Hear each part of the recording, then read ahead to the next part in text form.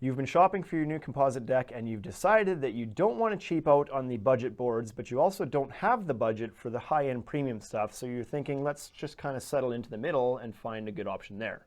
Good choice. Here's some options.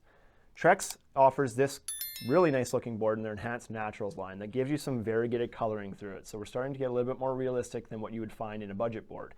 That said, still a scallop profile. Again, this is here because we're trying to reduce the cost of the board by having less material inputs as well as a lower freight cost through shipping it because it weighs less.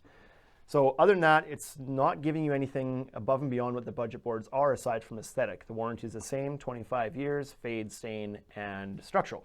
TimberTech also gives you a variegated board. It's very similar to their budget board, identical actually, aside from that added coloring to it that actually makes quite a punch. Because if you remember, the original non-variegated board looks very plain. So not any coloring in here. The graining is very straight. It's kind of boring looking, to be honest. This one adds a lot of character. It's a very nice upgrade. You do still have that scallop profile again to reduce shipping costs. Your warranty is the same. Very good option, just gives that extra aesthetic again. Now TimberTech also gives you the terrain line. Now the terrain line comes in solid colors and variegated options.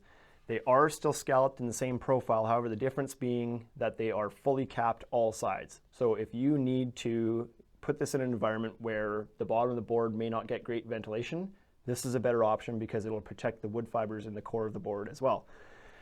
Some people, I'm not one, I think this is silly, but some people say that if you put these boards up on an upper level deck and you're going to see the bottoms, that the bottom of this board looks nicer than the bottom of some of these other boards like this one. I don't know. To me, that's a bunch of fluff. But if you think that you're going to want a nice bottom-looking board, then I suppose that gives you that option as well. Now, Fiberon in the Sanctuary line offers a really nice option. This is the first one that starts to get you into those multiple colored, variegated, it looks very real. This one happens to be called Chai. It's a very nice board. You're getting into a full thickness now, so there's no scallops on the bottom of the board. It's also not capped on the back, so it is still exposed. In most environments, that's fine. But you do get that beautiful embossing and the beautiful coloring in a product like this. Your warranty also bumps up to 40 years on this, fade, stain, and structural again.